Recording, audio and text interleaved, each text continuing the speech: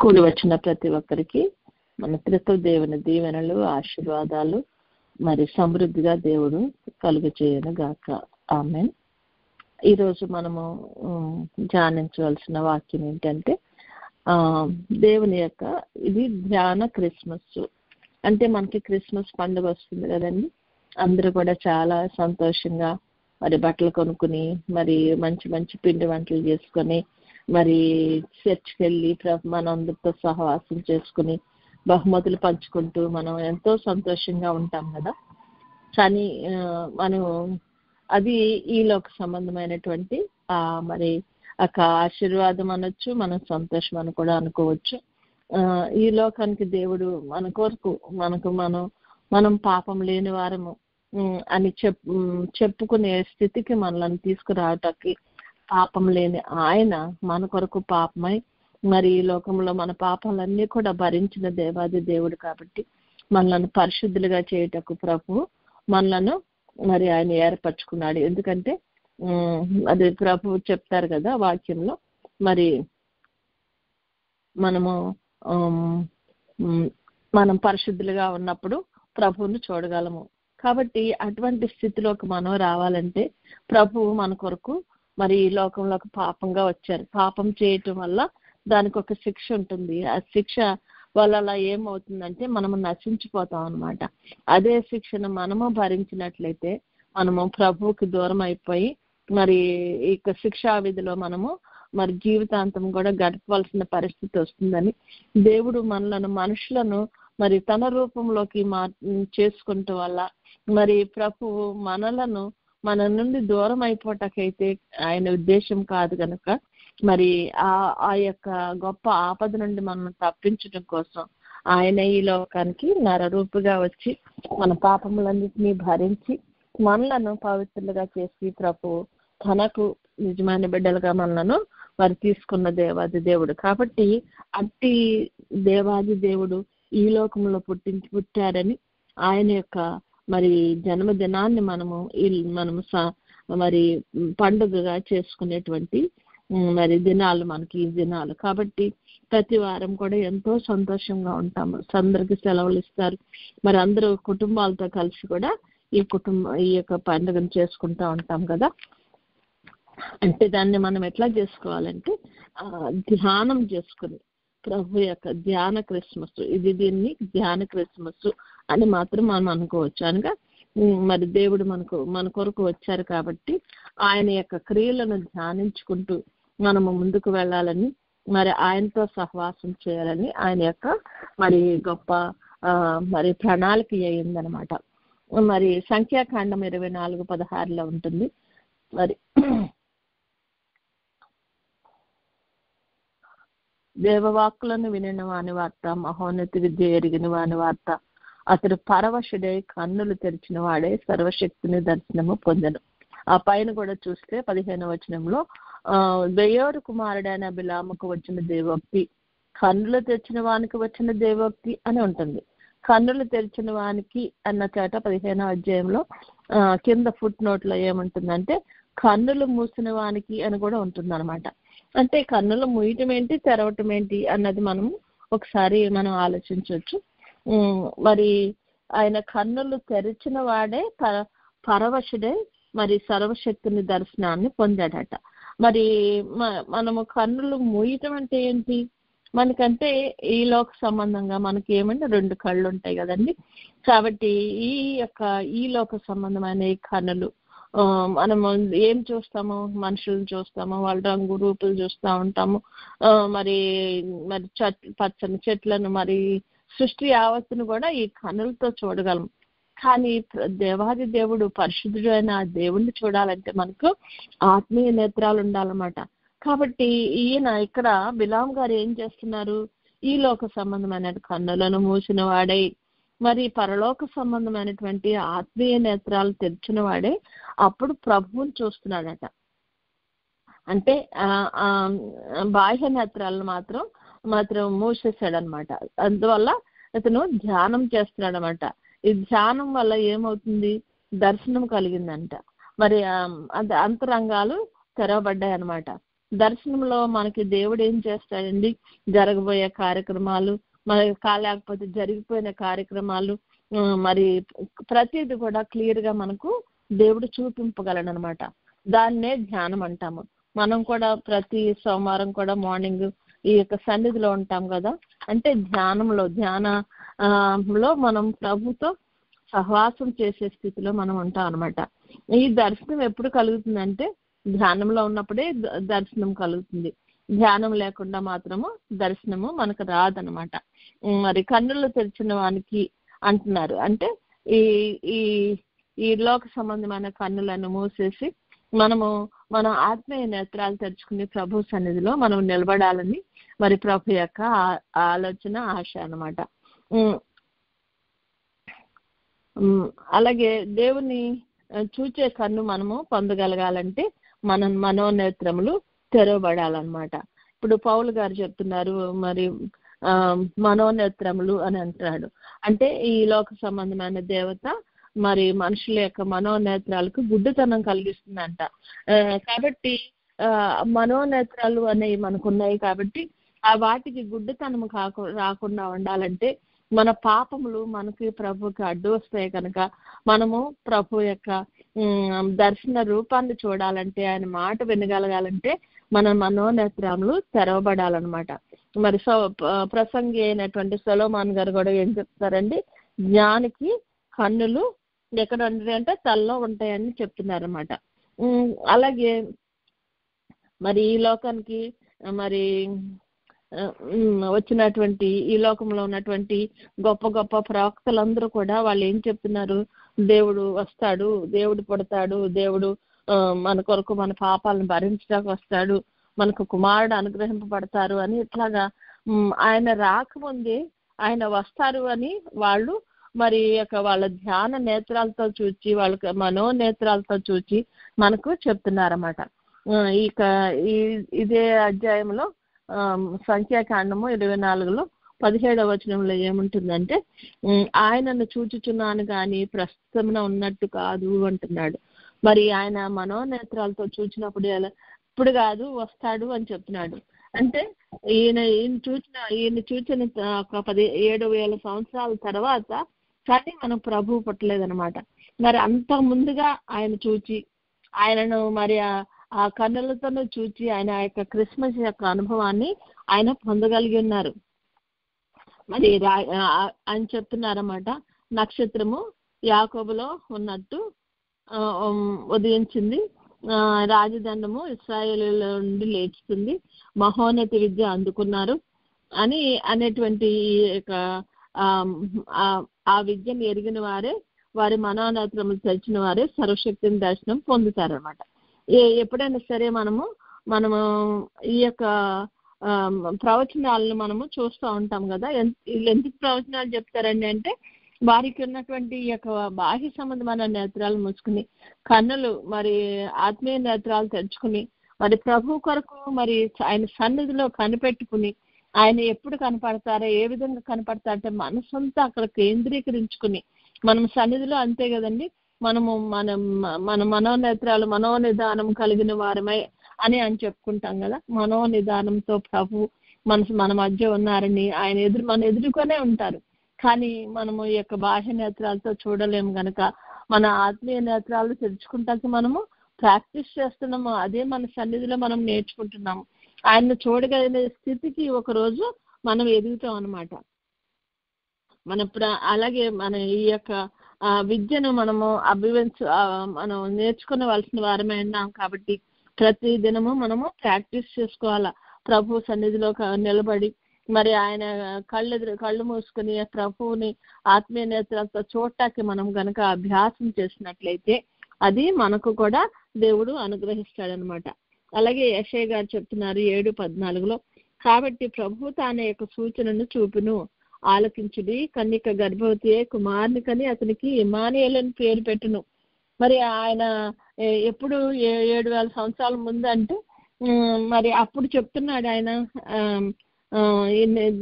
కన్యక గర్భవతి అవుతుంది, ఆమెకు కుమారుడు పుడతాడు అంటే ఆవిడ పరిశుద్ధాత్మ చేత గర్భవతి అవుతుందని ఆయనకు ముందుగానే యెషయా గారికి బయలుపరచబడింది అనమాట.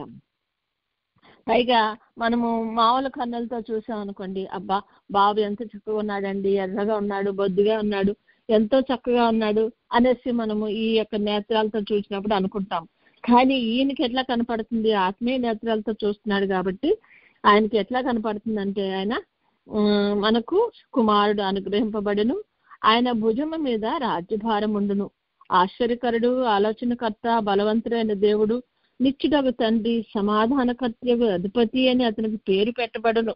అంటే ఆయనకి ఏం పేరు పెట్టబడుతుందో కూడా ఆయనకు ముందుగానే తెలియపరచబడుతుంది అనేసి మరి యెషయా గారు చెప్తున్నారన్నమాట. మరి ఆ యొక్క వాగ్దానం వచ్చిన వెంటనే ప్రభు పుట్టారా అంటే లేదు కదండి. వారు కన్నులారా అప్పుడు చూడగలిగారా? లేదు కదా. మరి మరి 2000 సంవత్సరాల క్రితం పుట్టిన ప్రభువుని ఆ చూచిన వారు కన్నులారా చూశారు. మరి సమయాన్ గారు కానీ, అన్నా గారు కానీ, మరి అక్కడ ఉన్న ప్రజలందరూ కూడా ఆయన కన్నులారా చూడగలిగిన స్థితిని అప్పుడు కనుక నెరవేరింది. కానీ ఆయన పుట్టక ముందే వీళ్ళు చనిపోయినప్పటికీ ముందుగానే ప్రభువుని చూచి ఆయనను స్తుతించగలిగారు, ఆయన కొనియాడగలిగారు అనమాట. మరి అటువంటి స్థితిలోకి మనం కూడా ఎదగలిగినటువంటి స్థితిని దేవుడు మనకు దయచేస్తాడు. అదే దానినే జ్ఞాన క్రిస్మస్ అంటాం అనమాట. మరి మనము మన ఆయన సన్నిధిలో కూర్చుని మన ఆత్మీయ నేత్రాలు తెరుచుకుని మన ప్రభు మనకు కూడా కనపడతారు, మనతో మాట్లాడతారు. ఈ అనుభవం మనం సంపాదించుకోవాలని దేవుడు మనకు ఒక సన్నిధి కార్యక్రమం అనేటువంటి కార్యక్రమాన్ని మనకు మరి ఇచ్చి ఉన్నారని నేను విశ్వసిస్తున్నానండి. ఎందుకంటే మరి అందరికీ కూడా ఈ భాగ్యం లేదు. మనకి ఎందుకు దేవుడు ఇచ్చాడు అన్నది మనకు తెలీదు. ఆయన యొక్క ఏర్పాటు, మనం ఆ ఏర్పాటులో మనం ఉన్నాం కాబట్టి మనం ఈ సన్నిధి కార్యక్రమం మనం ప్రతి సోమవారం చేసుకుంటున్నాము. కానీ ప్రతి దినము కూడా ఇంట్లో మనము చేసుకోవాల్సిన వారమై ఉన్నాం. బహిరంగ నేత్రాలతో చూసినప్పుడు మనము ఈ మనుషులను చూస్తూ ఉంటాం కదా. మరి మామూలుగా చూస్తా ఉన్నాం, క్రిస్మస్ అంటే ఈ డెకరేషన్స్ చూసుకుంటాము, చక్కగా అన్ని చూసుకుంటాము. ఎక్కువ మనుషులకు ధ్యాస క్రిస్మస్ అనగానే ఏముంటుందంటే, అమ్మో వీళ్ళకి గిఫ్ట్లు కొనాలండి, లేకపోతే పండగకి బట్టలు కొనుక్కోవాలి, లేకపోతే పండగకి ఏం వండుకోవాలి, ఏమేమి ఇతరులకు మా ఫ్రెండ్స్ పంచిపెట్టుకోవాలి, ఇగో ఇలాంటి ఆలోచనలు వస్తాయి. ఎందుకంటే పండగ ఎట్లా చేసుకుంటున్నాము? ప్రభువుని స్తుతిస్తున్నాము. ప్రభు మనకి ఇచ్చిన స్థితిని బట్టి ఆయనకు స్థుతికరంగా మన జీవితం ఉండేలాగా మనం చూసుకుంటున్నాం. కానీ ఈ ధ్యాన క్రిస్మస్ అనేది ఈ లోక సంబంధమైనది అయితే కాదు. కాబట్టి మనము ధ్యాన క్రిస్మస్ చేసుకోగలిగిన స్థితికి మనం ఎదగాలని ప్రభు యొక్క కోరిక. కాబట్టి మరి అంతరంగ రూపాన్ని, ప్రభు యొక్క అంతరంగ రూపాన్ని మనం కూడా చూడగలిగిన స్థితిని దేవుడు మనకు దయచేస్తారనమాట.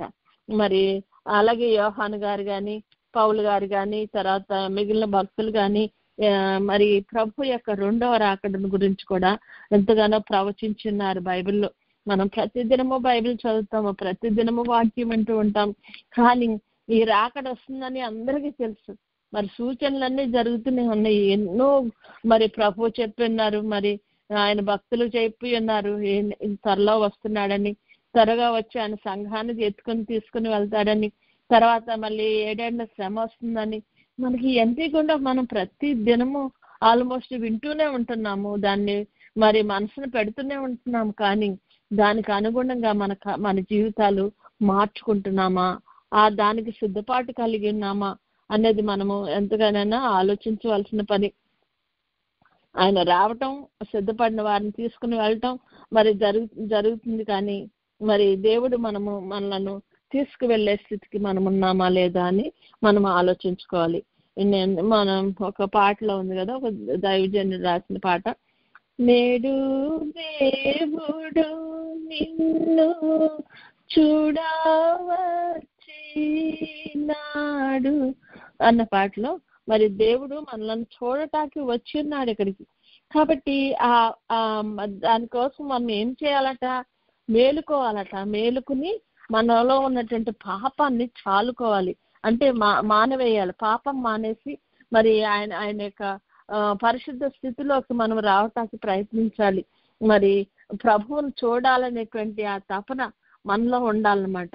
కాబట్టి మనం ఏం చేయాలి? ఆ తపనలో ఉన్నప్పుడు మనము మేలుకొని పాపం మానేసేసి ఉండాలన్నమాట. పాపంలో ఉంటే మనము మన మనోనేత్రాలకు అది గుడ్డితనం కలిగిస్తుంది. కాబట్టి మరి అలా కాకుండా పాపాన్ని విడిచిపెట్టాలి. పాపాన్ని ఆయన రక్తం చేత చేసుకోవాలన్నమాట. మరి వాక్యంలో ఉంటుంది కదా, హృదయ శుద్ధి గల వారు ధన్యులు, వారు దేవుని చూచెదరు అని ఉంటుంది. అంటే హృదయంలో మనకు శుద్ధి ఉండాల. మన హృదయం అంతా కూడా మన పాపము ఇలా ఉన్నట్లయితే మన కన్నులు తెరవబడవు, మరి దేవుణ్ణి కూడా చూడలేని స్థితిలో మనము ఉంటాం అన్నమాట. అలాగే పరిశుద్ధత లేకుండా ఎవడును ప్రభువుని చూడలేదని ఇంకో చోట వాక్యంలో చెప్పబడింది. అంటే పరిశుద్ధంగా మనం ఉన్నప్పుడే ప్రభువుని చూస్తాం మనము. కాబట్టి ఆ స్థితికి మనం వెళ్ళాలంటే ప్రతిదినం కూడా మనం ఏం చేయాలి? సన్నిధిలో మన పాపములను కడుక్కుంటూ ఉండాలి. అలాగే మరి ఆయన దగ్గర మన పాపములను ఒప్పుకుంటూ ఉండాలి. దాన్ని కడిగివేయబడి మరి ఇంకొక పాపం మళ్ళీ చేసి మళ్ళా బుర్ర చేసుకోకుండా మన కన్నులకు గుడ్డితనం లేకుండానట్లు మనము మన కన్నుల ముందు ఉన్నటువంటి ఆ పాపాన్ని క్లియర్ చేసుకున్నట్లయితే ప్రభువుని చూడగలిగిన స్థితి మనకు మరి దొరుకుతుందండి. మనకు కుమారుడు అనుగ్రహింపబడును అని ఉంది కదా. అంటే మనకు కుమారుడు అనుగ్రహింపబడ్డాడు. మరి సాధారణంగా మరి మన దేశంలో చెప్తారు కదా, పుత్రుడు పున్నామ నరకము నుండి తప్పిస్తాడు అని. అంటే పుత్రుడు అంటే కుమారుడు కదండి. కుమారుడు ఏం చేస్తాడట? నరకాన్ని నుండి తప్పిస్తాడట అని కొన్ని హిందూ వేదాల్లో కూడా రాయబడి ఉంది. అంటే ఈ పుత్రుడు అంటే వాళ్ళు ఏమనుకుంటున్నారు? శారీరకంగా పుట్టిన ఈ యొక్క కుమారుడు అని వాళ్ళు అనుకుంటున్నారు. కానీ మనకు అనుగ్రహింపబడిన కుమారుడు యేసయ్య. ఆయన మన పాపములు భరించడానికి వచ్చిన ఆయన కాబట్టి ఆయన మనకు ఆ యొక్క నరకాన్ని నుండి మరి తప్పించడానికి వచ్చిన దేవాది దేవుడు. కాబట్టి ఆయన మనలను ఆ యొక్క నరకాన్ని నుండి తప్పించడానికి ఈ లోకంలోకి యేసుక్రీస్తుగా జన్మించారన్నమాట. కాబట్టి ఆయనను మనం ఏం చేయాలి? ఆయన్ని మనము హత్తుకుని ఉండాలి, ఆయన మహింపరచాలి. ఆయన మరియా అంటుంది కదా, నా హృదయము నా ప్రాణము ప్రభువును ఘనపరచుచున్నది అని అంటుంది. అంటే ఆవిడకి మరి పెండ్లి కాకముందే మరి గర్భం వచ్చిందని అనేకులు ఎన్నో రకాలమైనటువంటి నిందలేస్తారని తెలుసు కూడా తను ప్రభు యొక్క ఆ యొక్క మహిమైనటువంటి ఆ స్థితిని ప్రభువుకు తల్లిగా ఉండే స్థితిని ఆమె తలంచుకుని ఆయనను మహింపరుస్తుందంట. మరి ఆమె ప్రాణమంతా ఆయన మహింపరుస్తుందంట. మరి అట్టి స్థితికి మనం ఎదగలిగి ఉండాలి. ఈ లోకంలో వాళ్ళేమనుకుంటారు వీళ్ళేమనుకుంటారు అన్నది కాదు మనకు ముఖ్యము. మన ఆత్మ ఎక్కడికి వెళ్తుంది, మన ఆత్మ ఏ విధంగా వృద్ధి చెందుతుంది, మన ఆత్మను మనము ఏ విధంగా మనం బలపరుచుకుంటున్నాము, మన ఆత్మ ప్రభువుకు సమీపంగా ఉందా లేదా, మనము ప్రభువుని చూచే స్థితిలోకి మనం ఎదుగుతున్నామా లేదా అన్నది మనము ఎంతైనా కూడా గమనించవలసినటువంటి మరి పరిస్థితి అన్నమాట. అలా ఉన్నప్పుడే మనము ఏదైనా కూడా మనము చేయగలుగుతాము. అలాగే కుమారుని ముద్దు పెట్టుకొని నేను కీర్తనలు 2:12 ఉంటుందన్నమాట. అంటే కుమారుడు మనకు ఇవ్వబడినటువంటి ఈ కుమారుణ్ణి మనం ఏం చేయాలంటే అండి, మనం ముద్దు పెట్టుకోవాలంట. మనం త్రోవ తప్పకుండా ఉండాలంటే మనము ఆయన దయలో మనం పెరగాలంటే దేవదేవుడు అనేటువంటి ఆ బాలుని మనము ముద్దు పెట్టుకోవాల్సిన స్థితి ఉంది. ఆయన్ని హత్తుకుని ఉండాల్సిన స్థితి ఉంది. అట్టి గొప్ప అనుభవంలోకి దేవుడు మనల్ని కూడా నడిపించాలని మరి ప్రభు యొక్క ఆశయం అన్నది. కాబట్టి ఆయన ఈ లోకంలో పుట్టాడని మనం సంతోషంతో ఆయనను స్తుతించవలసిన వారమే ఉన్నాం. కాబట్టి ప్రతి విషయంలోనూ ఆయనను స్తుతించుకుందాము. లోకా 1:69 అంటుంది, ఆయన తన ప్రజలకు దర్శనమిచ్చి వారికి విమోచనము కలుగచేసను. ఆయన మనకు దర్శనం ద్వారా ఇచ్చి మనకు విమోచనం కలుగచేయగలిగినటువంటి దేవాది దేవుడు. కాబట్టి మరి ఆయన్ని హత్తుకుని ఉందాము, ఆయనను స్తుతిద్దాము, ఆయన్ని మహింపరుద్దాము. మరి ధ్యాన క్రిస్మస్ ను మనము ఆయన యొక్క మరి పుట్టినటువంటి ఆ యొక్క అంశాన్ని మనం మన హృదయంలో పెట్టుకుని మనకు అనుగ్రహింపబడిన ఈ యొక్క బహుమతిని విషయమే మనం సంతోషిస్తూ అనేకులకు ఆయన ఇచ్చినటువంటి ఈ యొక్క గొప్ప రక్షణను పంచిపెడుతూ మరి అనేకులను ప్రభు వైపు తిప్పగలిగినటువంటి నక్షత్రాల్లాగా, మరి అనేకులను ప్రభు వైపు తిప్పగలిగినటువంటి మరి దివ్యలలాగా, మరి లైట్ స్తంభాల్లాగా కదండి, లైట్ హౌస్ అంటారు కదా, అది సముద్రంలో దూరంగా ఉన్న ఓడలకి అది చూసి దాన్ని బట్టి వారు అక్కడికి చేరుకుంటారట. కాబట్టి మనము కూడా ప్రభు వైపు చూపించగలగాలి అంటే మనము ప్రభుతో ఉండాలా, ప్రభువులో ఉండాలా. ఆ విధముగా మన యొక్క ప్రవర్తనను ఇతరులకు చూపించగలిగినప్పుడే మనము కూడా ఆయన యొక్క మరి రాకడ యొక్క వివరాన్ని ఇతరులకు చూపించగలము, ఆ యొక్క ధన్యతను ఇతరులకు తెలుపగలము. ఆయన ఈ లోకానికి మన కొరకే, మనము ఈ నరకాల నుండి తప్పించడం కోసమే ప్రభు వచ్చాడు. కాబట్టి మరి అట్టి స్థితిని మనం ఇతరులకు చూపించగలగాలి అంటే మన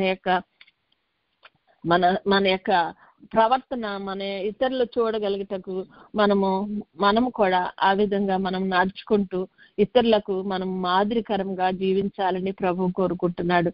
కాబట్టి ఈ యొక్క పరిస్థితుల్లో మనము ప్రభు మన కొరకు చేసినటువంటి కార్యాలను మనము ప్రభు నామ మహిమార్థమే మనం చేయవలసిన కార్యాలను మనం ఇతరులకు చూపించగలిగిన స్థితిని మనము ఉండాల్సిన వారమై ఉన్నాము.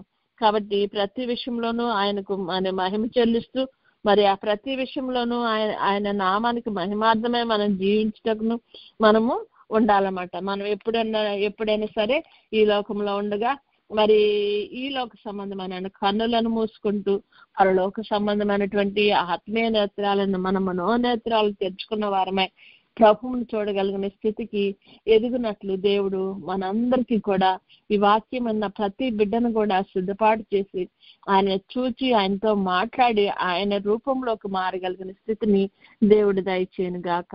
గాడ్ బ్లెస్ యు ఆల్ అండి. Have a blessed day. మనం ఇప్పుడు సన్నిధిలోకి వెళ్దాము. మనం ఇప్పుడు నేర్చుకున్నట్లుగా మనం ఈ లోక సంబంధమైనటువంటి ఈ యొక్క కన్నులను మూసుకున్న వారమై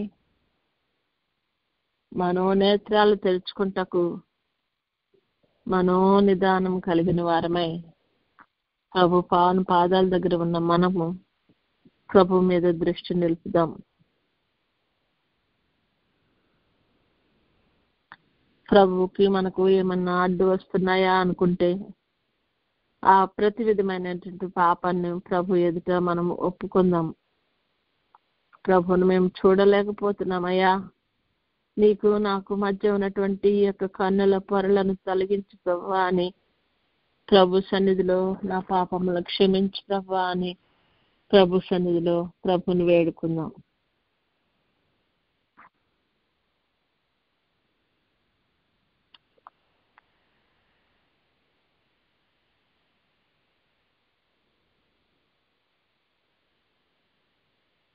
ఒప్పుకున్న మనము మన పాపములను ఆయన రక్తం చేత కడిగి వేసుకుందాం.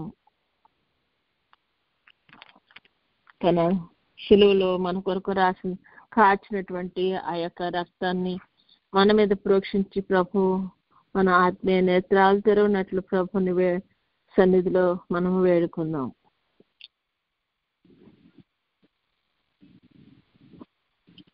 కన్నులు తెరిచిన వానికి కలిగిన దేవోక్తిని మనం అందరం కూడా కన్నులు ఆత్మీయ నేత్రాలు తెరవబడిన వారమై ఆ యొక్క దేవోక్తిని మనం చూడగలిగిన స్థితికి మనము రావాలని ప్రభు కోరుకుంటున్నారు. ఆయన దేవుని యొక్క వాక్కులను వినగలిగిన స్థితిని మనము చేరుకోగలుగుతాం.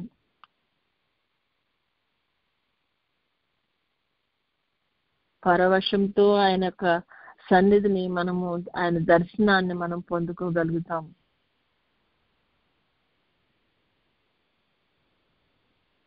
ఎదురుగుండా జరిగే విషయాలు కాకుండా రాబో సంగతులను కూడా చూపించగలిగిన శక్తి గల ప్రభు సన్నిధిలో మనం ఉన్నామని మన సమస్త విధమైన పాపములను ఒప్పుకుందాం. ఆయన రక్తంతో కడగబడి పరిశుద్ధులం అవుటకు మనము ప్రభుని వేడుకుందాం.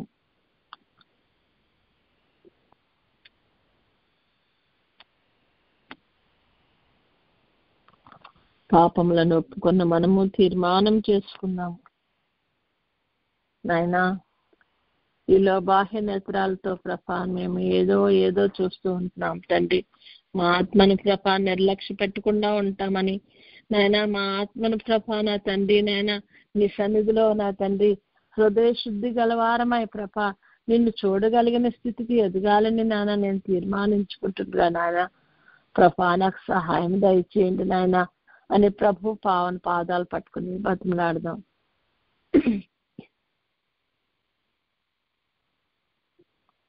ప్రవక్తలైన వారందరూ ప్రభా వారి మనసును నీ మీద లగ్నం చేసుకుని ప్రభా నా తండ్రి నాయన మా దేశము మునుల దేశము అని వింటున్నామయ్యా. మునులైన వారు దీక్షలో ఉండి ప్రభా ఈ లోకాన్ని త్యజించిన వారే తండ్రి నాయన ప్రభా నాయన నీ సన్నిధిలో నిన్ను చూడటకు ప్రభా వారు ప్రభా ధ్యానంలోకి వెళ్తారని మేము విన్నాం ప్రభా. మరి ఈ లోక సంబంధమైన ఈ యొక్క కార్యాల్లో ఉంటున్న మేము కూడా నిన్ను చూడాలండి ప్రభా నా తండ్రి నాయన.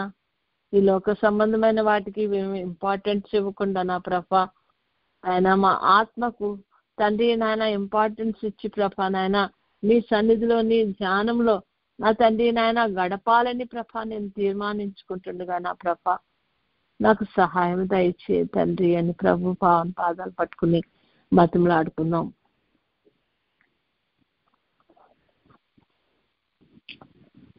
ఆ దేవాది దేవుణ్ణి చూడగలిగిన స్థితిని మనము చేరుకోవాలంటే ఆ అంతస్తుకు ఎదగాలంటే ప్రభుతో మనము అనుదినము సహవాసము చేయగలిసిన వారమై ఉన్నాం.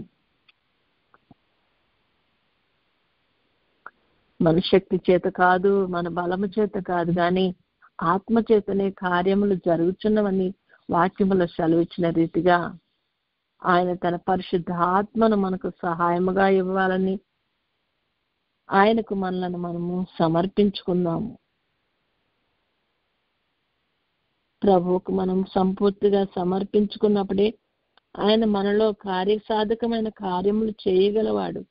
కాబట్టి ఆయనకు మనము అప్పగించుకుని ప్రభువు మనల్ని ఏ విధంగా మలుచుకుంటే ఆ విధంగా మనము కూడా మనము మారటకి ప్రభు యొక్క చిత్తాన్ని నెరవేర్చటకు ప్రభువుని సంతోషపెట్టటకు మరి మనము ప్రభువుని మనల్ని సమర్పించుకుని నాయన నీ చిత్తానుసారంగా నన్ను మాల్చుకో అని ప్రభు నాకు పూర్తిగా సంపూర్తిగా సమర్పించుకుందాం.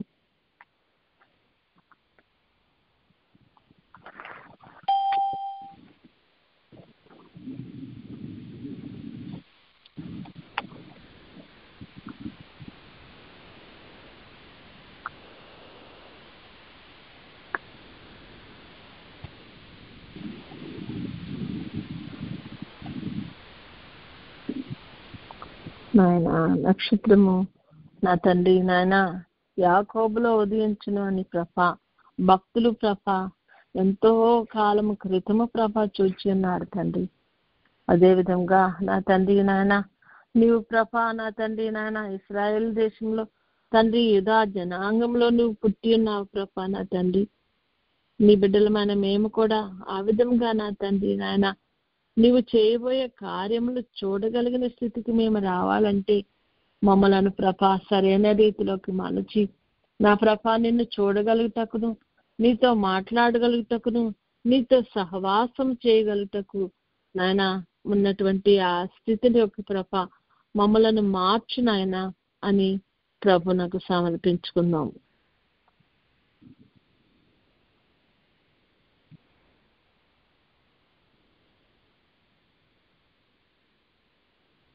సమర్పించుకున్న మనము ప్రభువును వేడుకుందాం. పరిశుద్ధుడా పరమ తండ్రి నాయన నీకు మాకు మధ్య ఉన్నటువంటి పాపములను ప్రభా నువ్వు క్షమించి మా కన్నులను కడిగి నా తండ్రి నాయన నా తండ్రి చూపు పొంది నా తండ్రి నిన్ను చూడగలిగినట్లు ప్రభా నాయన నీ కృపను మాకు అనుగ్రహించు తండ్రి అని ప్రభువును వేడుకుందాం.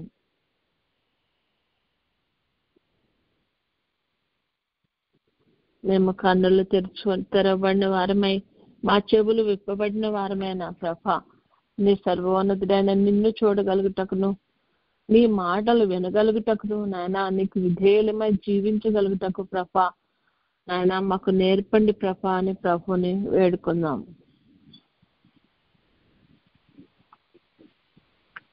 నీరాకడ బహు సమీపముగా ఉందని ప్రభా అనేక సూచనల వల్ల మేము గ్రహిస్తున్నామయ్యా. గ్రహించినప్పటికీ నా ప్రభా నాయన ఈ యొక్క పాపములో నుండి మేము లేవలేక సిద్ధపడలేక నా తండ్రి నాయన ప్రభా నా తండ్రి బలహీనులమై ఉంటుండగా నా ప్రభ మా చేయి పట్టుకుని లేవనెత్తండి నాయన. మమ్మలను నీలో ఈ కృపలో నిలబెట్టుకోండి తండ్రి నాయన ప్రభ. నిన్ను చూడగలిగిన స్థితికి, నీతో మాట్లాడగలిగిన స్థితికి, నీతో సహవాసం చేయగలిగిన స్థితికి మమ్మలను ఎదిగించమని ప్రభుని వేడుకుందాం. ఆ పెండ్లి విందులో పాల్గొనే కృపను దయచేయమని దేవుణ్ణి వేడుకుందాం.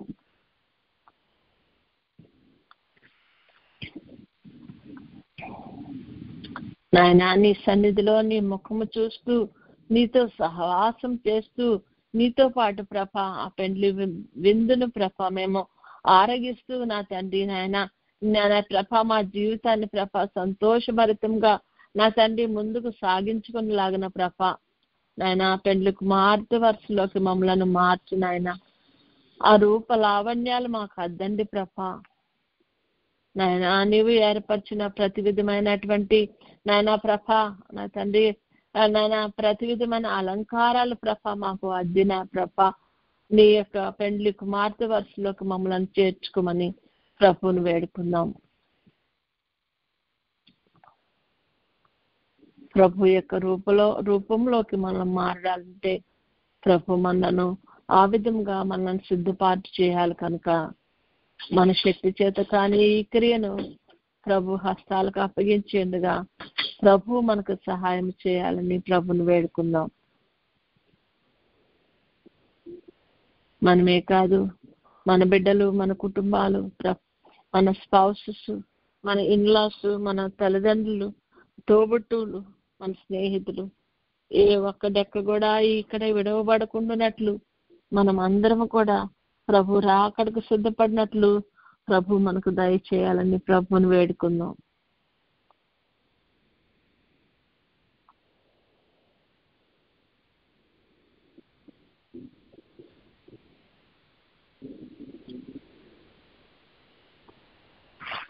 మన పిల్లలకు చెప్తాం కదా, అది లేక ఫైర్లోకి మేము వెళ్ళకుండా మనము నిత్య జీవంలోకి మరి దేవుడు మనకు ఏర్పరిచినటువంటి ఆ ఎవర్ లాస్టింగ్ లైఫ్లోకి మనం వెళ్ళాలని మనం పిల్లలకు నేర్పిస్తూ ఉంటాం కదా. పిల్లలకు నేర్పించడం వరకే కాకుండా మనము కూడా పిల్లల వలె నేర్చుకుని ఆ నిత్య జీవంలోకి ప్రవేశించుకునే అర్హతను సంపాదించుకుంటాకి ప్రభు మనకు సహాయం దయచేయాలని ప్రభుని వేడుకుందాం.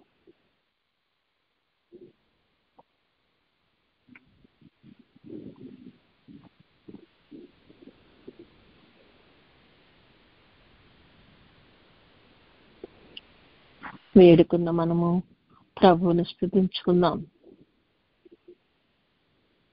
దేవాది దేవా, రాజాది రాజా, యేసుక్రీస్తు నరుడుగా నా తండ్రి ఈ లోకానికి వచ్చిన తండ్రి నాయనా, నీకు కోటాను కోట్ల స్తుతులు, స్తోత్రాలు అని ప్రభుకి స్తుతి చెల్లించుకుందాం. నాయనా, మా పాపముల బట్టి మాకు వచ్చే ఆ శిక్షణ మేము భరించినట్లయితే నీకు దూరంగా నరకములో ప్రభా నా తండ్రి ఏడ్చుకుంటూ పండ్లు కొరుక్కుంటూ మేము జీవించవలసిన వారమై ఉన్నామని నాయన నీవు నాయన మమ్మలను మరి ఈ లోకములో నా తండ్రి రూపించిన విధానాన్ని బట్టి ప్రభా నాయన మేము నశించిపోకుండా ఉండాలని ప్రభా నాయన నీతో సహవాసం చేసేవారమై నీ మహిమతో నింపబడిన వారమై నీ పోలికలో ప్రభా జీవించాలని నాయన నువ్వు కోరుకున్న విధముగా మమ్మల్ని తయారు చేయటకు ప్రభా నాయన నీవే మా పాపములను భరించిన దేవాది దేవా, నీకు కోటాను కోట్ల స్తుతులు స్తోత్రములయ్యా అని ప్రభు యొక్క పావన పాదాలు పట్టుకుని ఆయనకు స్తుతులు చెల్లించుకుందాం. ఏ యోగ్యతలా లేని మనకు యోగ్యతను కలుగు చేసి తన కుమారులలో మనల్ని చేర్చుకున్న దేవాది దేవునికి కోటాను కోట్ల స్తుతులు స్తోత్రాలు చెల్లించుకుందాం.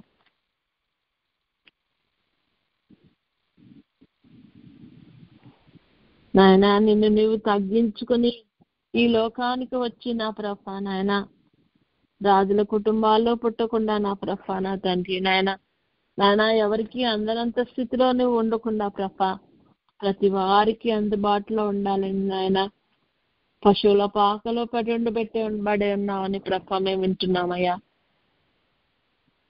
నీకు కోటాను కోట్ల స్తుతులు స్తోత్రాలు ప్రభా. నాయన నీకు ఏమిచ్చి మేము రుణము తీర్చుకోలేము ప్రభా. నా తండ్రి, మమ్మలను ఇంతగా ప్రేమించిన దేవాది దేవా నీకు వందనాలయ్యా అని ప్రభుకు వందనాలు చెల్లించుకున్నాం.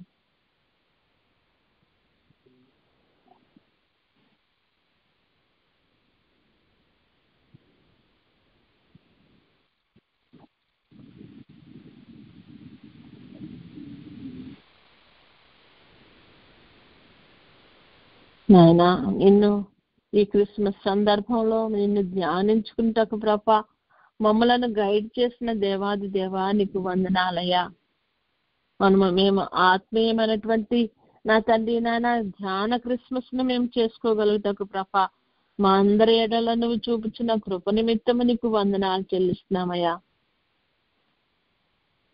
ఈ లోక సంబంధంగా నువ్వు ఆశీర్వదించిన కొలది మేము కూడా ప్రభా నాయన సంతోషిస్తున్నాం. కానీ ప్రభా ఆత్మీయతను ప్రభా మేము నిర్లక్ష్య పెట్టకుండానట్లు ప్రభా ఆత్మతోనూ సత్యంతోనూ నిన్ను ఆరాధించుకునే స్థితిని ప్రభా మాకు దయచేయటకు ప్రభా నాయన నువ్వు చేస్తున్న ప్రతి ప్రయత్నం నిమిత్తము నీకు వందనాలయ్యా.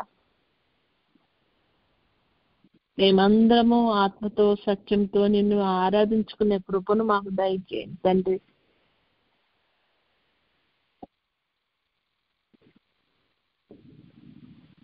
నిన్ను సంతోషపెట్టే స్థితిలో మేము అందరం ఉండగలుగుతాకు నాయన నీ కృపా కనికరాలు మాకు అనుగ్రహిస్తున్నందుకు ప్రభా మమ్మలను సరైన దారిలో నడిపించుచున్న దేవాది దేవా నీకు వందనాలు ప్రభా. నీ ఏర్పాటులో మమ్మలను నిలబెట్టుకుంటున్న తండ్రి నీకు వందనాలు స్తుతులు స్తోత్రాలయ్యా. ఒక్కొక్కరికి ఒక్కొక్క తలాంతునిస్తున్నావు ప్రభా. మేము నీ తండ్రి నాయన నీతో సహవాసం చేసుకునే స్థితిని అట్టి తలాంతును దయచేసి దానిలో మేము వర్ధిల్లుటకు ప్రభా నాయన తండ్రి నువ్వు చూపిస్తున్న ప్రతి మార్గము నిమిత్తము నీకు వందనాలు స్తుతులు స్తోత్రాలయ్యా అని ప్రభుకు స్తుతులు చెల్లించుకుందాం.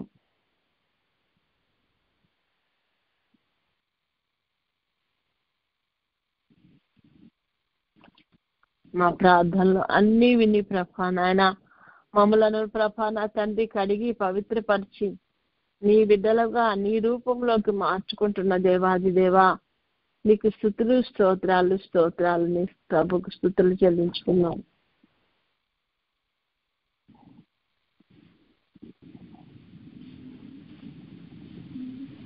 మనలను సజీవ లెక్కలో ఉంచి ప్రభు సన్నిధిలో కూర్చొని పెట్టుకున్న విధానాన్ని బట్టి ప్రభుకు కృతజ్ఞతాస్తుతులు చెల్లించుకున్నాం.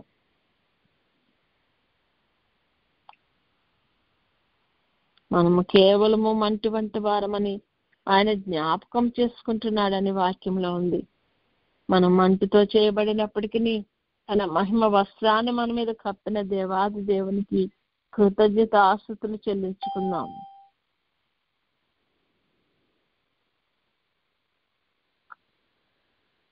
ఆదిలో మన ఆది తల్లిదండ్రులైనటువంటి ఆదాము అవ్వలు పోగొట్టుకున్న ఆ మహిమ వస్త్రాన్ని మనకు దయచేస్తున్న చేయుటకు దేవుడు ఈ లోకానికి వచ్చి మన పాపములను క్షమించి వాటిని మన నుండి దూరం చేసి మనల్ని పవిత్రులుగా చేస్తున్న దేవాది దేవునికి కోటాను కోట్ల స్తుతులు స్తోత్రాలు చెల్లించుకుందాం.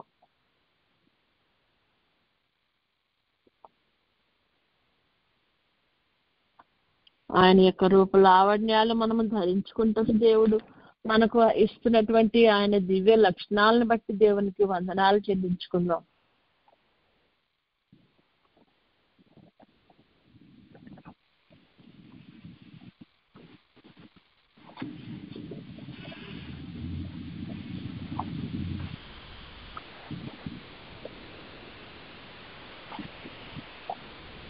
మన యొక్క స్థితిగతులను మార్చగలిగిన శక్తి గల దేవాది దేవునికి కృతజ్ఞతాస్తుతులు చెల్లించుకుందాం.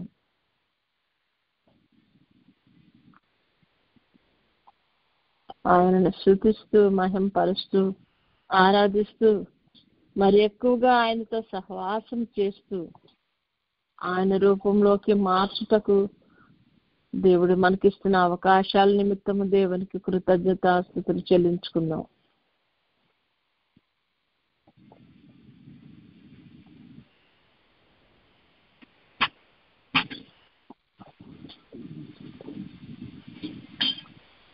కృతజ్ఞత చెల్లించుకున్న మనము కొద్దిసేపు మౌనంగా ఉండి ప్రభు మన ఆత్మీయ నేత్రములు తెరవాలని, కడగాలని, మనకు చూపును చేయాలని, ఆత్మీయ దృష్టితో ప్రభువును చూడగలిగిన స్థితికి ఎదుగుటకు కొద్దిసేపు మౌనంగా ఉండి, ప్రభువా నాకు కనపడండి, ప్రభువా నాతో మాట్లాడండి నాయనా, దేవా అందరికీ కనపడండి, అందరితో మాట్లాడండి అని ప్రభు సన్నిధిలో కొద్దిసేపు మౌనంగా ఉండి మన దృష్టిని ప్రభు మీద కేంద్రీకరించుకొని మనోనిదానం కలిగిన వారమై ప్రభువుని వైపు దృష్టించి కొద్దిసేపు మౌనంగా ఉందాం.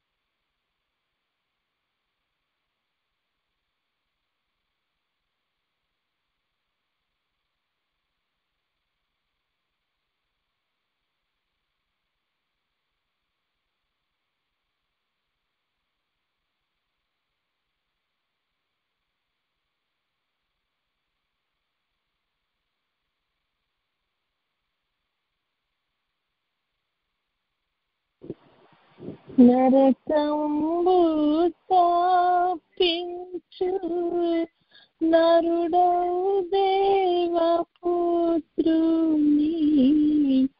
నరకంబు తాపించు నరుడౌ దేవపుత్రుని, పుచ్చుకో బాలుని మెచ్చుకో, పుచ్చుకో బాలుని మెచ్చుకో. స్తోత్రము నాయన, స్తుతులకు పాత్రగా స్తోత్రానికి వందనాలయ్యా. నాయన ఈ దినమున ప్రభా నా తండ్రి మమ్మ కన్నులను తెరిపించి నా ప్రభా నాయన నిన్ను చూడగలిగిన స్థితికి ప్రభా మమ్మల్ని తీసుకుని వెళ్తున్న దేవాది దేవా, నీకు వందనాలు. ఇప్పటి వరకు జరిగిన కార్యక్రమం అంతట్లో మాకు తోడైనందుకు నీకు వందనాలు. జరగబోయే పిల్లల కార్యక్రమం అంతట్లో కూడా మీరు తోడు నేడుగా ఉండండి. సమస్తము నీ నామ మహిమార్థమే జరిపించుకోండి తండ్రి. నాయనా ప్రభ, ఈ క్రిస్మస్ యొక్క దీవెనలు ప్రభ, ధ్యాన క్రిస్మస్ లో ప్రభ నిన్ను చూడగలుగుటకు, నీ స్వరాన్ని వినగలుగుటకు, నీ రెండవ రాకడకు మేము అందరం సిద్ధపడగలుగుటకు మమ్మలను మా కుటుంబాలను నాయన తండ్రి నాయన నువ్వు సిద్ధపరచమని, రాకడలో ఎత్తబడగలిగే గొప్ప కృపను తరుణాన్ని ప్రతి బిడ్డకు దయచేయమని త్వరలో పెండ్లు కుమారుడుగా రానన్న యేసయ్య అతి శ్రేష్టమైన నామంలో అడిగి పొందుకొని ఉన్నాం తండ్రి. ఆమెన్.